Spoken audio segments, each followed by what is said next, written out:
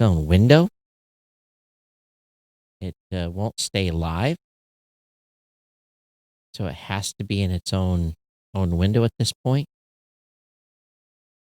which is okay. It just takes me a few extra steps to get everything online and running. All right, so you don't have to see the side of my head anymore.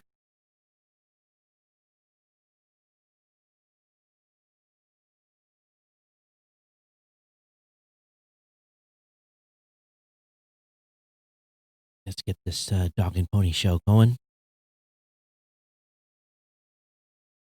All the recorders are started. This is Geek News Central. My name is Todd Cochran, coming to you from FEMA Region 5 in the new media production studio designed by Automute.com in Coldwater, Michigan. SpaceX completes a manned mission. TikTok is on the clock. Proton Mail CEO is speaking out, and he is not happy. And the inventor of the mouse is dead at 91. I want to welcome you to episode 1464 of the Geek News Central podcast for Monday, August 3rd. This show is sponsored in part by GoDaddy.com and listeners just like you. Great deals from GoDaddy can be found at geeknewscentral.com/insider. Hey, I want to give a warm welcome to all the new listeners of the show. Thanks for being here. Thanks for being part of the family. Thanks for checking the show out for the very first time. We want to make sure that you take a few moments, and all you got to do is go over to geeknewscentral.com, and when you're on the website, get subscribed to the podcast. It's real simple to do. Make sure you hook up with the newsletter as well. It's on the website as well.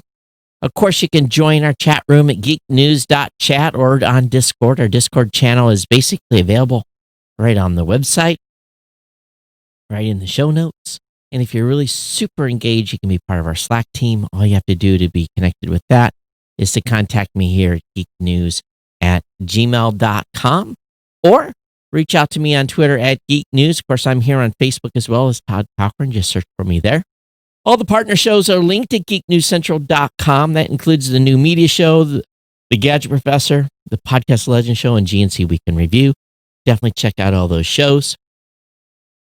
And of course, this show is sponsored by the longest running continuous sponsor of a podcast. That's our good friends over at GoDaddy.com.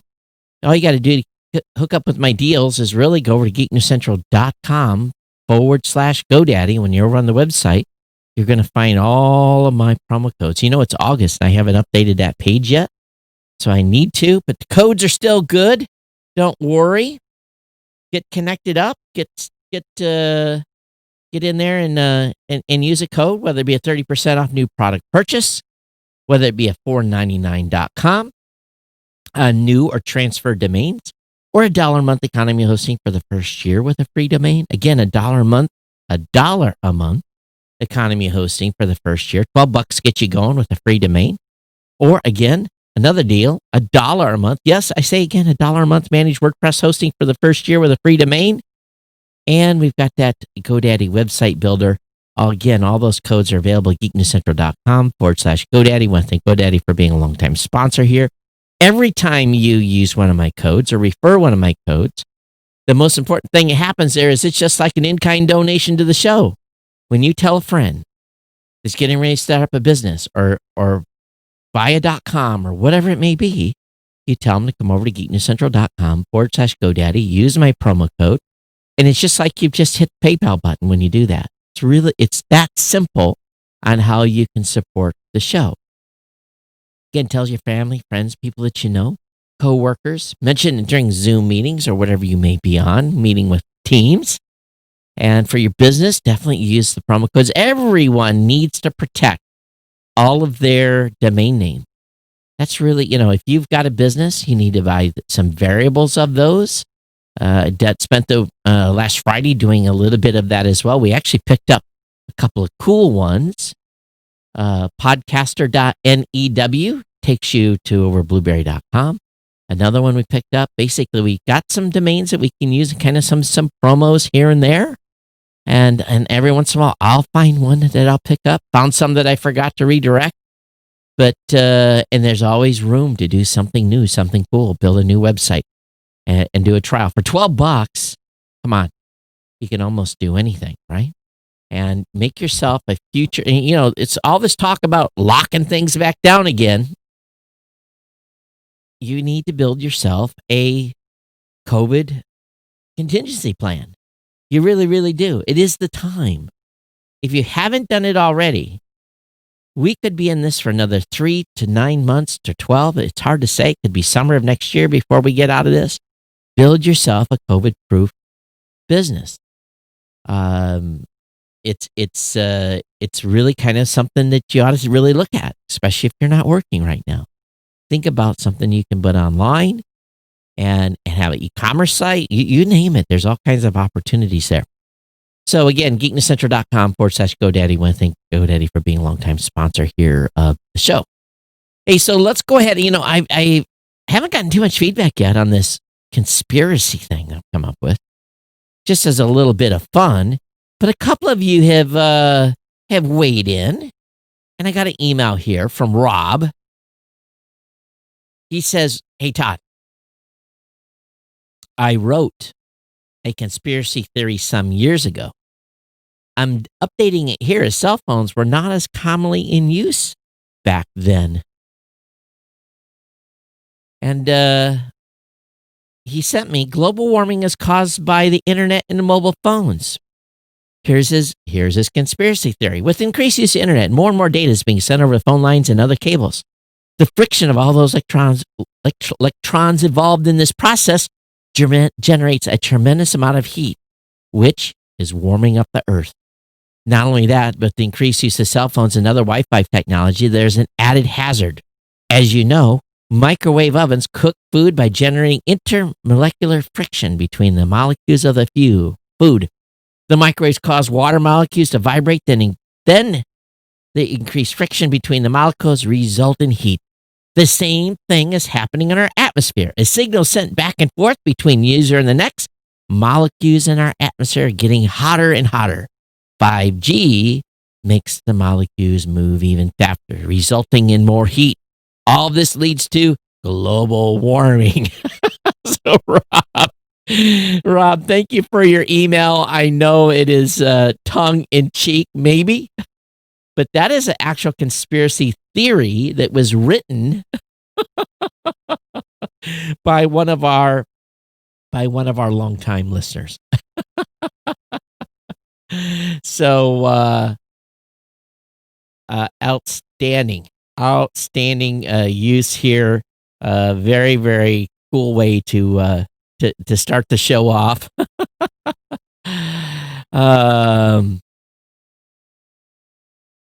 So, I can't reply to that while during the show. Someone's asking me a question.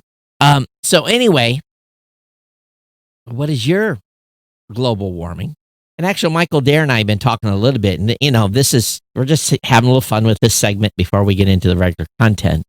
But Michael's been texting me back and forth, and I have to have actually got to look at my phone, Michael, because I think you have an Android device, so I can't look at your messages everywhere, not like on my desktop. But let me see if I can find the latest message you sent me. He says, "I've been down so many rabbit holes and read so many conspiracies, but so-and-so makes me look like a novice. Should we set up boundaries? Try and reduce the amount of political or agenda-driven ones? Should we allow the David Icke content, the Q Nation content? I want this to be fun, probably just like you, but I don't want you to become a political target." So I think we have to be careful, Michael, yes, in the in the fun about talking about conspiracy theories. Everything revolves around political. It's always some politician's fault right now, right? So, I think we need to stay away from the political stuff. The whole Q thing, I'm sure why isn't there 25 podcasts on that alone? Because those make for some eyebrow raisers and fun to listen to, if nothing else.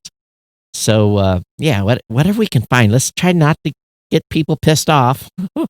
It's too easy to do that. Too easy for me to do that on my own here. So, anyway, all open to it. So, if you want to jump in and have a little fun with this, Michael has joined the Slack channel. He's in the Slack, and we're probably going to start a new channel in the Slack channel called Conspiracies, where we can have a little fun with it. But anyway, that's so. Not going to waste too much time on this at the beginning of the show, but maybe we'll find one or two to chit chat about and have a little fun. And I'm sure there's a lot of content out there. But hey, the big thing, the big real news, non-conspiracy completely, is congratulations to SpaceX. The NASA astronauts are back on Earth. And what was hilarious was SpaceX really did not have a handle on. It's lucky the space capsule didn't land on a boat, because there was enough, and I don't know how far offshore they were, but there was one heck of a lot of. I caught it afterwards. I just caught the news. I didn't know they were coming back. Lost my geek creed here, but there was like a flotilla of boats that were around the recovery scene, and they were not real happy about that. So, but anyway, SpaceX Dragon capsule undocked from ISS over the weekend, returning astronauts Doug Hurley and Bob Behnken to Earth.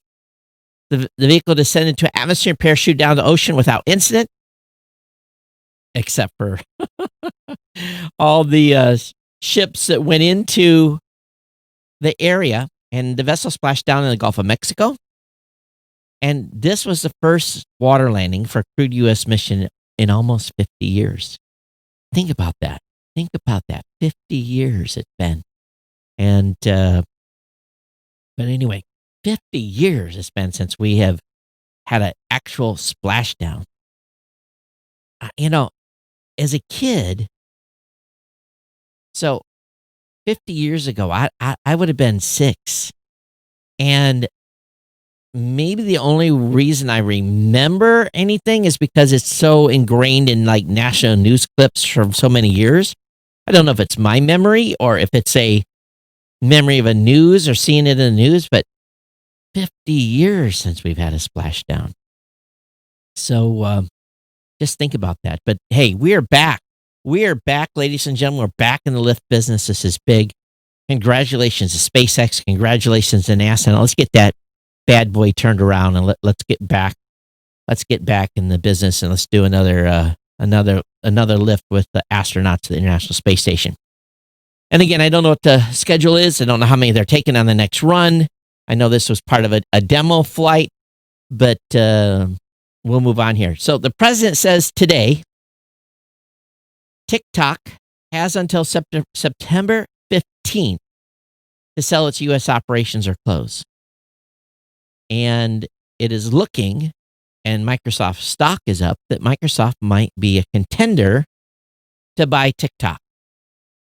Now, I told you on the last show that TikTok seems to be, for me at least, and yes, I do have a TikTok account. I have a ghost one with no TikTok videos or anything.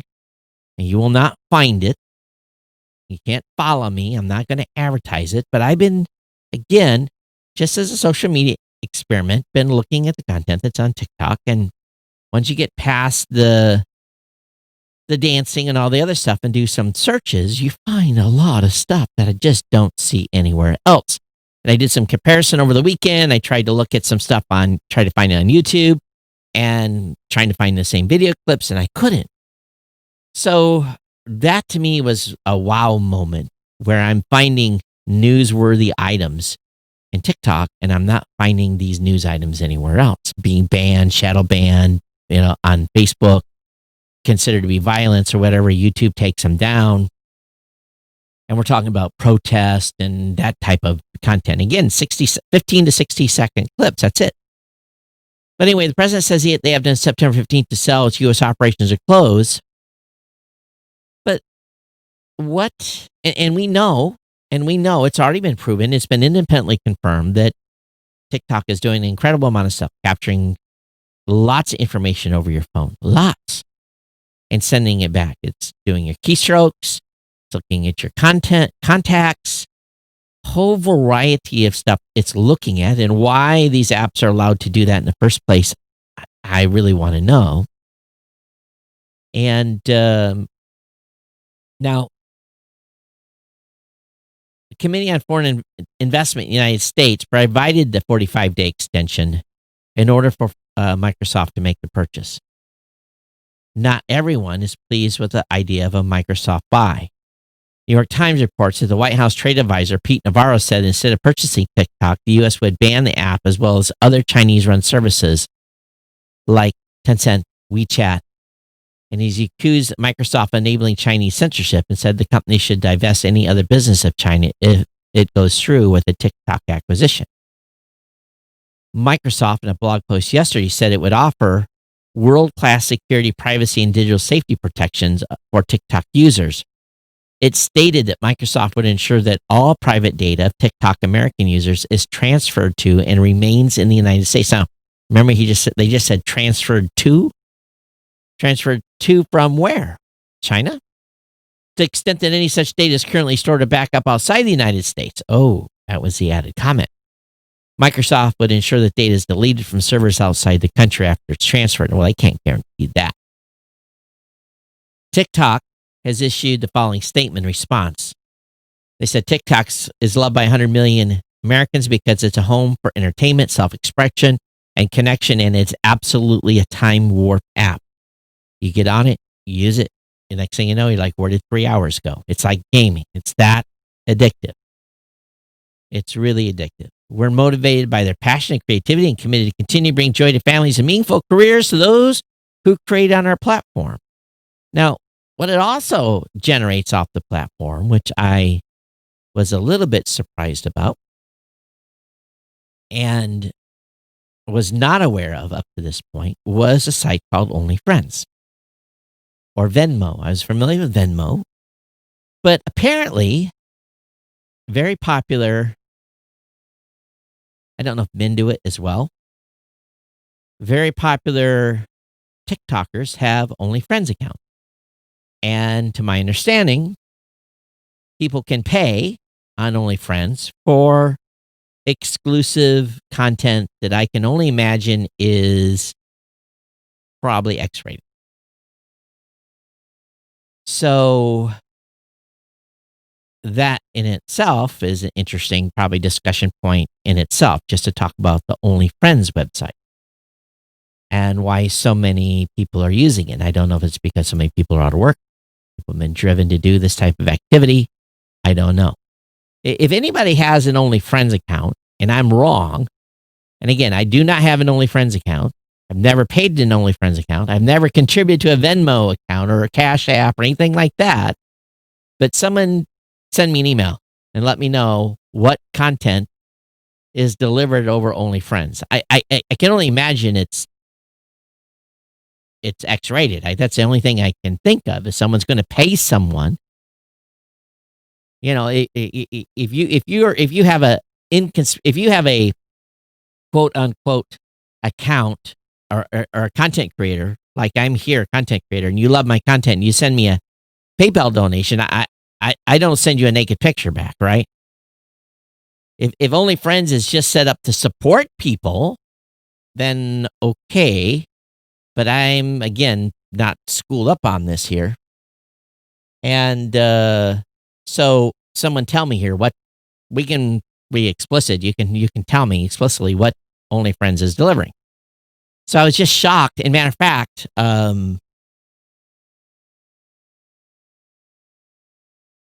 it's an interesting dynamic. So not only is TikTok getting all this contact information and everything else supposedly they're being accused of, but at the same time, it's being a vehicle for promotion of some other type of activity, I'm assuming. I'm just assuming here. I don't know completely, and I'm sure guys have OnlyFriends accounts, and I know a lot of women do, because what do they do on TikTok? They don't present me. I see farmers, truck drivers, I see contractors. They're telling, that's the type of guy TikTok content I get. Amongst the other stuff that I'm searching for, to actually see the stuff that's surfacing on TikTok that isn't surfacing other places. I don't see kids. So it must know. I don't think I put my age in the app when I entered it. So I don't see kids. That's good. So I don't know. And it's an interesting app. And definitely by what you like, they can build a significant profile about you in a big, big way. So anyway, they have until September 15th to sell. I know a lot of people are pissed off. So be it. But again, these Chinese apps are doing something that's drawing the ire of the U.S. government. Proton Mail. And if you don't know what Proton Mail is, Proton Mail, if you want a super secure email account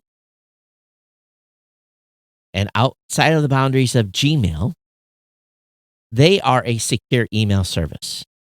And they have a very high principle standards on information, your account data, all that stuff. And it's a lot of people use Proton Mail. Well, Proton Mail founder is pissed. He says Apple uses monopoly to hold all of us hostage. And he argues that Apple fails to meet the minimum moral responsibility. He says Apple's become monopoly crushing potential competitors with exploitive fees and conducting censorship on behalf of dictators. Now that's bold words. Proton Mail founder CEO Andy Yen wrote in a company blog post, "We know this because we have quietly tolerated this exploitation for years." Yen claimed Apple is using its market power to hold all of us developers hostage, referring to the 30% cut Apple takes of any sales through its Apple Store as a tax. He added traditional analogies to retail space breakdown when it comes to software.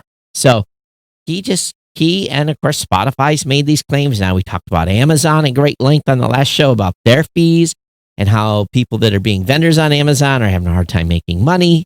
There's always two sides to the coin on this because I found Proton Mail without Apple. We talked about it on the show and I went and investigated. I don't use it. I have an email address over there, but I never used it.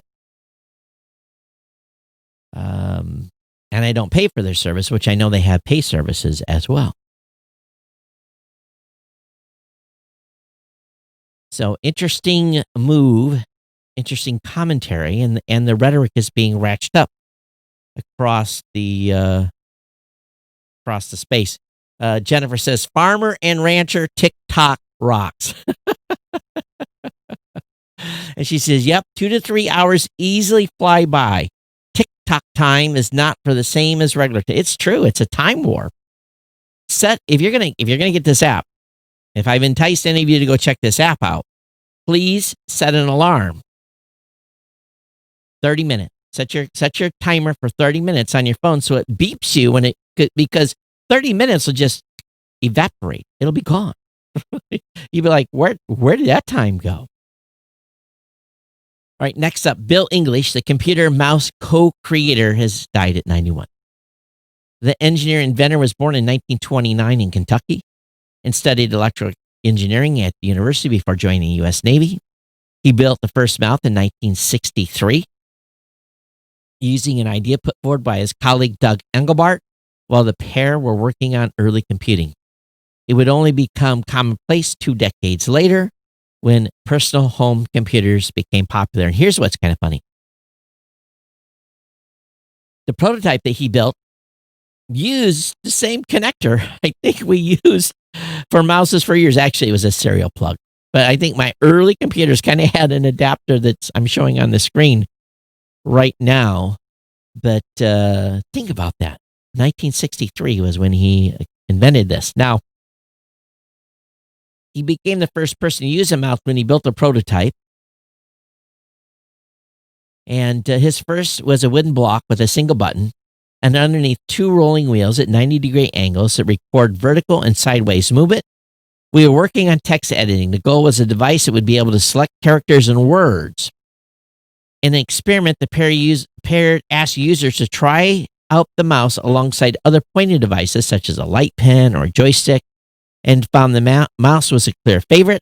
They wrote a paper which was largely ignored for years. At their 1968 demonstration, the mouse was shown to public for the first time along with video conferencing, word processing, and forwarding links similar to what we use on the internet today. As it moves up and down sideways, so does the tracking spot, Doug Engelbart explained to the audience. And there's a video on this. And so anyway, sadly, he died of respiratory failure on 26 July in California. The respiratory failure. I wonder if he was marked down for COVID. So the only money he ever got was $50,000 license from Xerox when Xerox PARC started using the mouse. So probably the most used device by all humans on the planet. You think about it. You think how many of us use a mouse every single day. And I can almost guarantee you all of us use a mouse almost every single day. So I use a trackball, but same principle. An MIT AI system knows when to make a medical diagnosis or defer to an expert. Artificial intelligence can now detect lung, breast, brain, skin, and cervical cancer. But in the world of medical AI, figuring out when to rely on expert versus algorithms is still tricky. It's not simply a matter of who is better at making a diagnosis prediction. Factors like how much time medical professionals have and their level of expertise also comes into play. To address this, researchers from MIT and the AI lab developed a machine learning system that can decide to either make a prediction or defer to an expert. Most importantly, the system can adapt when and how often it defers to a human expert based on the teammate's availability, experience, and scope of practice. For instance, in a busy hospital setting, the system may ask for human assistance only when it's absolutely necessary. So the x-ray is making the diagnosis? If you think about this, artificial intelligence can detect lung, breast, brain, skin, and cervical cancer. So all of those are highly deadly. We lose a lot of women every year between breast cancer and cervical cancer. We lose a lot of people every year from lung cancer. Brain cancer, of course, is a big killer. Skin, not as much, but these are all high risk issues. I just wonder if they're using AI in mammograms now, because there's so many women that go through having to have a cyst or something, removed or tested, and sometimes it's benign many times, sometimes it may not be. But it is interesting where we're going here. Now, the research trained the system multiple tasks, including looking at chest x-rays to diagnose conditions like collapsed lung. When asked to diagnose cardiomyopathy in a large heart, the human AI hybrid model performed 8% better than either the AI or medical professionals could on their own. That's crazy. It's actually good. Next, the researcher will test the system works with and defers several experts at once. For instance, the AI might collaborate with different radiologists who are more experienced with different patient populations. So this is big. You don't have to resort to full automation, but at least the AI can say, yes, I'm seeing something, and can be followed up with a doctor. And I'm hoping the ones that say no, they're also following up with a doctor as well. But it's not perfect at this point. Hey, Google has announced Pixel 5, the Pixel 4a, 5G, and the Pixel, all at once. One is available. Flagship is coming this fall. So many of you are Pixel fans. So let's take a look here. First is the $349 Pixel 4a, which is available for pre-order now and will ship on August 20th. Next is the Pixel 5, which will have 5G as a shipping sometime this fall. Finally, there's the Pixel 4a 5G, which costs $499 and also will ship sometime this fall. So it's only the 4a is available today. Google's just up and admitting that it has 2 more models to release. It's messy but necessary because the Nexus 4a is coming out significantly later than expected. Google says the pandemic kept the 4a from hitting virtual store shelves earlier. So lots of details on these announcements. The link will be up in the show notes. T-Mobile's reached a major stone here in its acquisition of Sprint. It has officially retired the Sprint brand. And I tell you, me and Sprint have a love-hate relationship that goes all the way back to, wow, what year was that? 84 to 87, like 89, 90 time frame. Because I was selling Dial 1 in not Silicon Valley, I was selling MCI while still being active duty in the Navy. I was in the Hanford area, a station in Lemoore, but I had sales reps in Fresno and Visalia and throughout the valley selling MCI. Sprint was a big time in Dial 1 business at that time. You guys remember that? They actually sold long distance. How many of you remember Sprint sold long? But they were a big competitor with me with MCI and, of course, AT&T. Last ballot in won on the Dial 1 wars, and I came up with my own way to waiting at the registrar's office to the last final moment before dropping off and getting stamped my my Dial 1 ballots. That was the year I ended up having to pay the California Tax Board the biggest tax check I ever have had to write in my life. But I had Sprint Mobile or Wi-Fi for many years, and but Sprint is gone. Bye-bye. Hasta la vista. Can't say that I'll miss you. Some of you were loyal Sprint users for many, many years. You may be sad to see it go. Walmart Plus. Launch date, pricing information, and more. You tend to shop a lot at Walmart, and I have not been in a Walmart store since the beginning of the pandemic. You need to know something. Walmart Plus. This is going to be Walmart's answer to Amazon Prime. With so many perks, there has to be a little bit to compete against it. Walmart does still have a few advantages over Amazon, although and the plans to push those leads through this new program. In particular, Walmart is going to match Prime with free 2-day shipping and add same-day grocery delivery on top of that. Will they deliver grocery to my country home? I doubt it. So, how much is it going to cost? There's no clear day when it's going to launch. There is a website for it, but that's all it says. Coming soon. It looks like it's going to cost $98 a year, but supposedly will come with a lot of perks. Of course, Amazon Prime is now $119, which means that Walmart Plus will be at $21 less. But, you guys, Walmart Plus would be Sam's and Walmart, right? So, are they really going to compete with Amazon? Because you can't get everything you can get at Amazon at Walmart. But maybe their distribution centers are going to ramp up and have the same level of products and services. Time will tell where this goes. Maybe people have an opportunity to get into the Walmart ecosystem as resellers. Who knows? Maybe. What's new on Netflix for the week of August 2nd? Well, All Must Love, Connected, Immigration Nation, A Go-Go, Corey Carson Summer Camp, Malibu Rescue, Sam J3, a comedy special. Lots of stuff coming in August. I have the link up in the show notes. You can check that out. It's courtesy of lifehacker.com.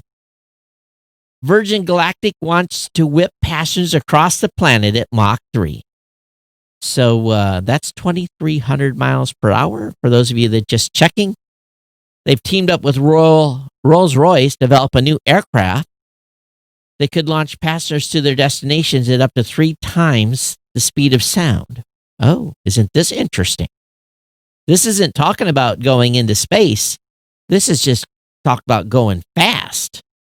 The company announced Monday that it has inked a deal with the famous automobile and engine manufacturer to collaborate in designing the propulsion system for a new generation of high-speed commercial planes.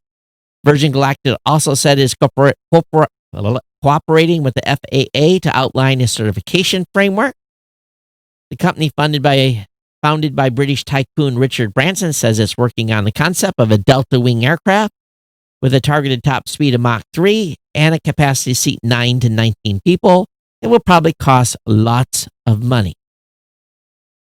At top speed, the zippy new plane could reduce flight times between the U.S. coast to under 90 minutes, and trans-Pacific flights could take under 5 hours. Now that, my friends and ladies and gentlemen, trans-Pacific flight in under 5 hours?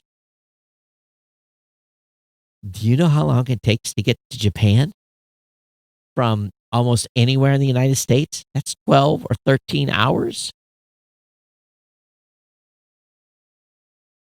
They don't talk about range yet. Virgin says it's completed a mission concept review that includes representatives from NASA.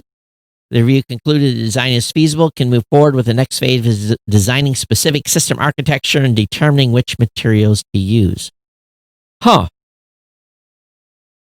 Those are still going to be really expensive seats. And what's going to happen is you're not going to get lunch if it's a 90-minute run. You're going to get a strap in, hold on, here's a Coke, give me the Coke, now we're landing. So Jack, what do you think about this? Mach 3, baby. Mach 3. What is the ceiling on that airplane going to have to be? 50,000 feet? 55,000 feet? Mach 3? Holy cow. So, again, a new generation of high-speed commercial airplane. The cost per trip has got to be crazy. In this economy, who's going to pay that? Okay, so are you doing something where you want to protect your identity? Do you need a burner phone? Well, the Nokia 3310 is the number one on the list at $64. The number 2 is called the Plum Ram 7 for $55. The Nokia 8110 4G, $70. The Alcatel Quick Flip 4044C at $47. And the Zenko Tiny T1 at $50. Now, why are these going to make your privacy any better? So, if you just need a phone to throw in your bag when traveling or hoping to minimize surveillance by your smartphone, don't you love that? How you just, hey, you got a mobile phone? Yes, you're being surveilled by everybody. Amazon, Google, everyone's surveilling. You just need a dumb phone, right? Okay. So anyway, link will be up in the show notes. Verizon strikes roaming deal to allow for 5G use in South Korea. Verizon travelers with a compatible 5G device will be able to get 5G when visiting the country. So you'll be able to use South Korea's 3.5 gigahertz mid-band 5G network. In its test, a U.S. carrier said it's able to get average download speeds of 252 megabytes. Now, here's the problem. Most of those international data plans limits you to like 50 megs a day or something. So you can use up your entire bandwidth in a minute. Really? You also need a compatible Verizon 5G unlimited plan at home to be able to take advantage of the 5G abroad. Verizon currently charges $10 per day for travel pass to use your phone internationally, although that slows high-speed data after, half a gig, so 500 megs. So you got all this high speed you can use in South Korea, and you really can't use it. It's the stupidest thing ever. This is just a way for you to come home with a broadband bill from your international travel that is so high it makes you have a heart attack. Hey, Toby, yes, Mach 3 greetings. Cheez-It is giving away $10 in promo credit on Amazon right now. Okay, Cheez-It? Yes, the snack Cheez-It. So, Cheez-It Snap and Stream on Amazon offers you $5 towards Cheez-It products on Amazon, as well as $5 Prime Video credit just for watching 5 hours of select content on Prime Video this month. There are 15 movies included in the Cheez-It Snap and Stream collection this month. All the films are pretty great. You could, here's the deal. You don't have to watch, just let it play. You have through the end of August to watch over 5 hours of content, earn $10 in credit.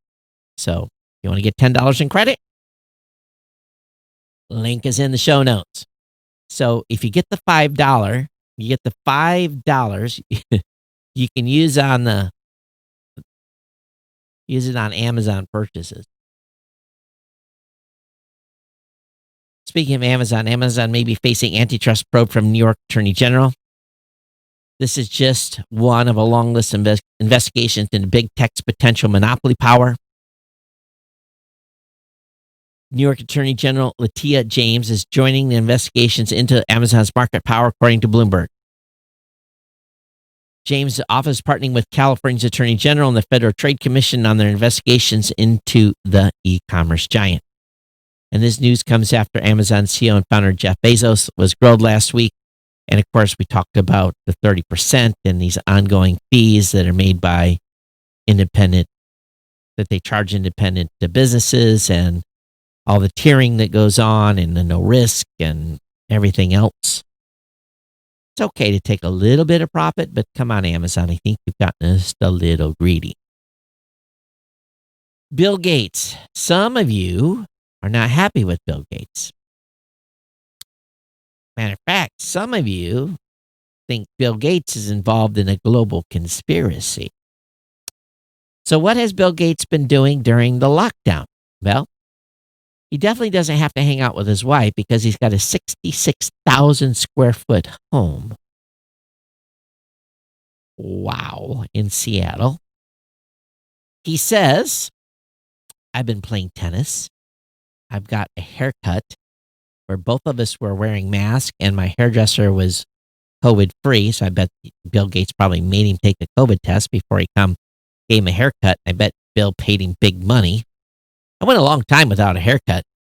Eventually, I think I had one well, Bill Gates knows how many exact haircuts he has. The guy reads 10 books a week. And I wore a mask. The man who cut my hair wore a mask, and he knew his COVID-19 status. Okay. That's how the rich and famous barbers get rich, is by cutting the hair of the rich and famous. Gates said he also had a coronavirus test several months ago after he started worrying about a cough he had. If I worried about getting a COVID test every time I had a cough, I'd have had 5 coughs, 5 tests already this whole COVID experience. He said, I hope tennis is still okay. I don't think any risk has been identified. He said, I mean, we don't go to each other. You touch the ball, right? The tennis ball, right, Bill? Of your fellow partner? Again, the lockdown's bound to be a little more luxurious, and I'm sure Bill eats pretty healthy. You're one of the richest mans in the world, you better. 66,000 square foot home.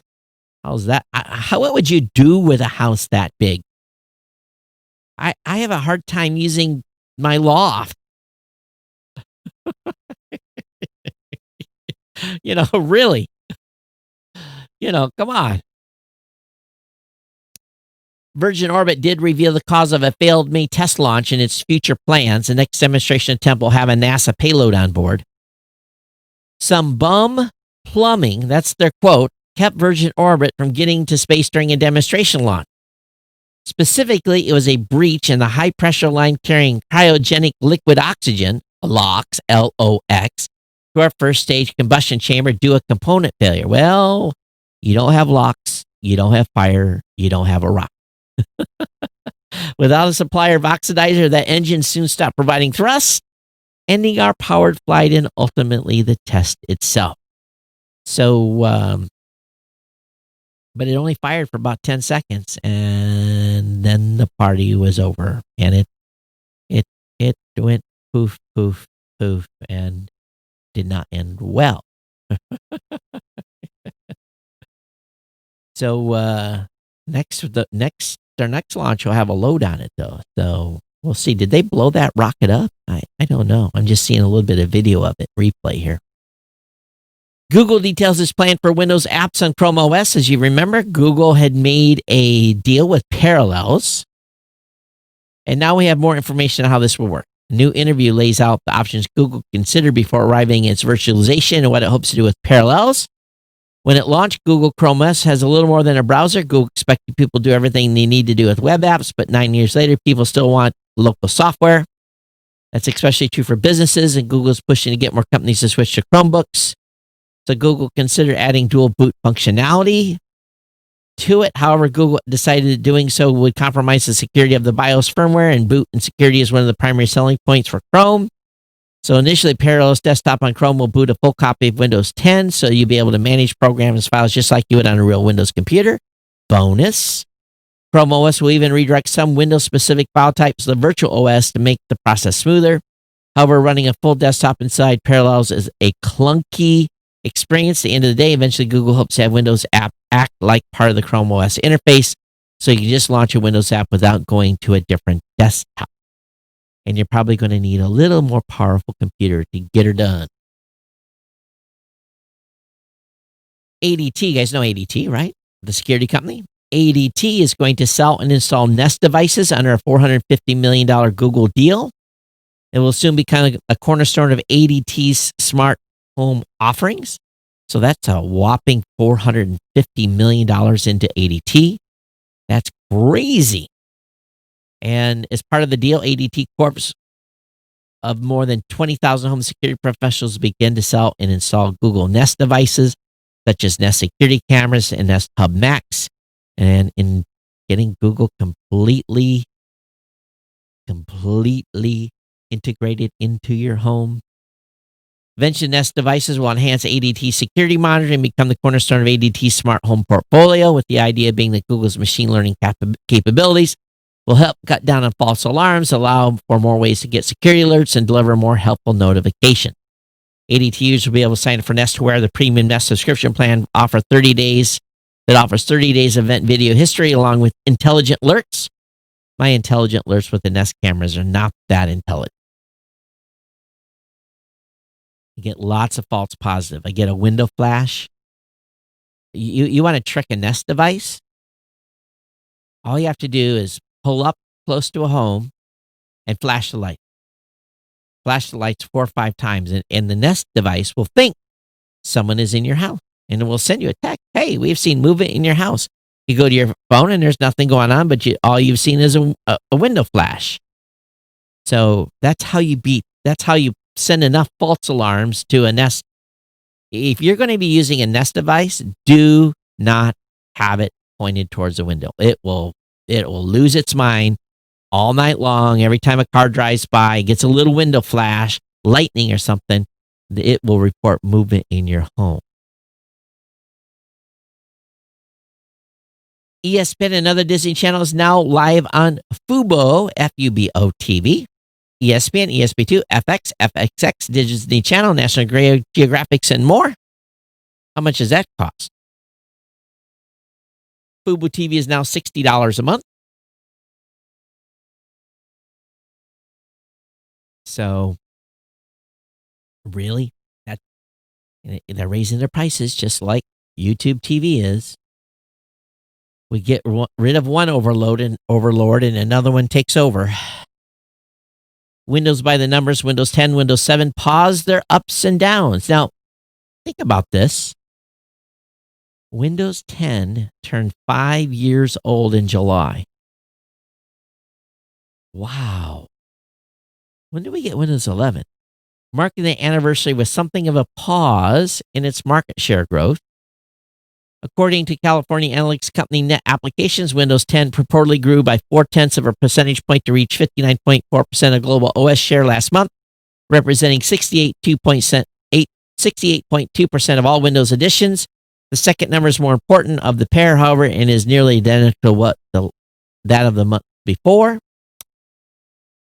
As always, Windows 10 percentages of only Windows PCs that are 68.82% was larger than the percentage of all personal computers because Windows does not power every system.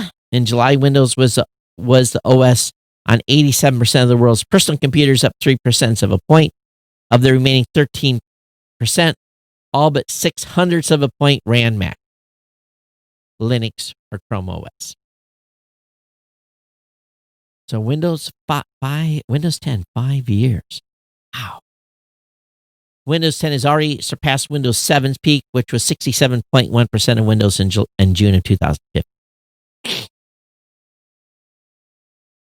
And Windows growth was just purely because people bought more computers.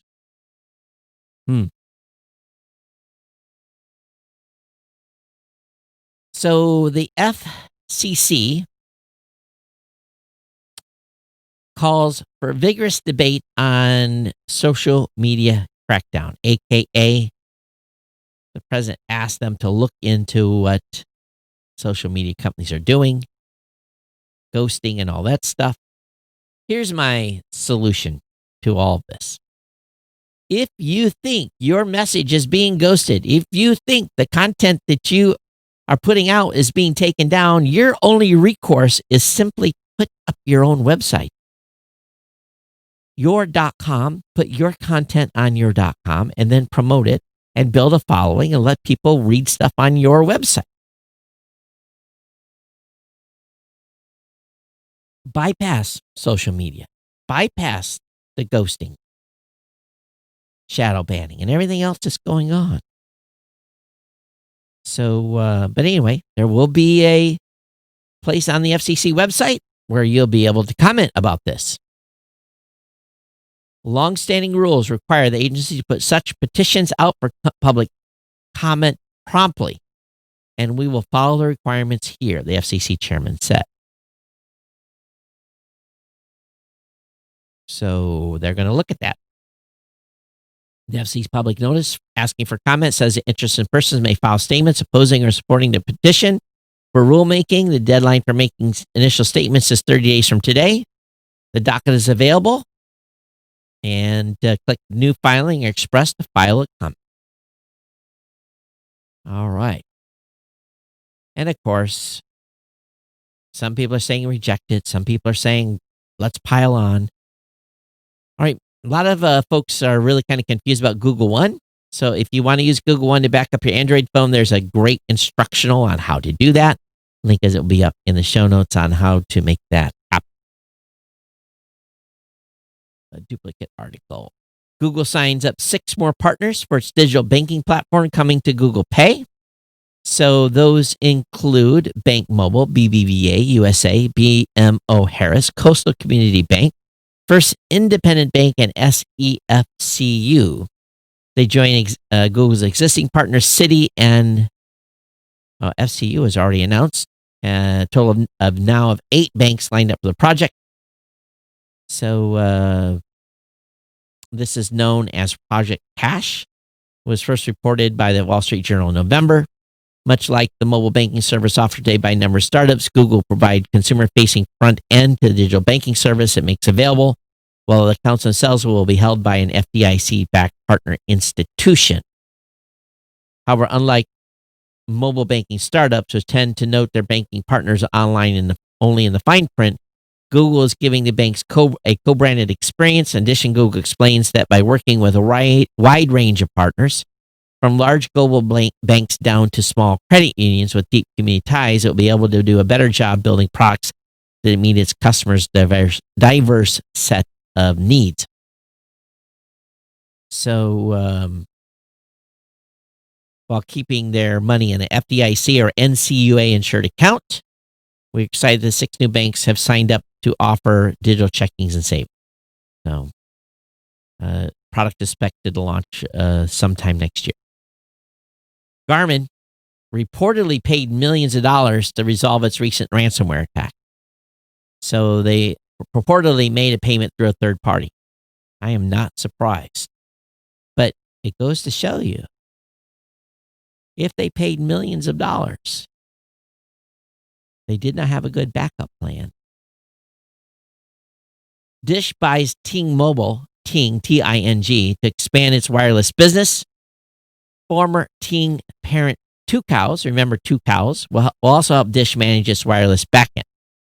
So again, they are a mobile virtual network operator, MVNO. And I don't know who Ting uses. Does Ting use, they use T-Mobile. The deal follows Dish's recent acquisition of Boost Mobile at the start of July. The telecom paid $1.4 billion to buy the company from T-Mobile. Is T-Mobile's network for 7 years. So I don't know. I think Ting uses T-Mobile as an MVNO. And interesting. Okay, so that's going to wrap the show up for tonight. Again, if you have a conspiracy for now, geeknews@gmail.com. And Michael Dare will be heading up the effort to collect information and to give me things that he finds. We won't have it on every single show, for sure.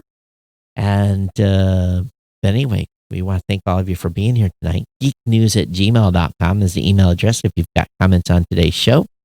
Don't forget about our sponsor, GoDaddy at geeknewscentral.com/GoDaddy. And be back here on Thursday for a regular show. So I've been looking at the calendar. It's August 3rd. Hawaii is still locked down. They've had an increase in cases here, 207 reported today. And the governor doesn't look like he's there. He looks like he's ready to lock it down tighter. So I do not foresee.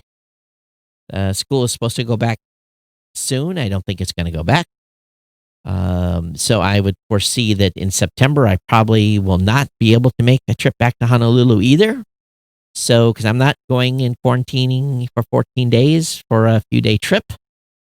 And it is what it is. But everyone stay safe out there. Take care of your loved ones. Take care of the elderly. Watch out for each other. Be careful. There's a surge right now across the country. What's going on? So just, do what you've been doing. Stay safe. And we'll see you all back here on Thursday. It's my pleasure to bring you the show. Everyone take care. We'll see you next time here on the Central Podcast. Take care. Bye-bye.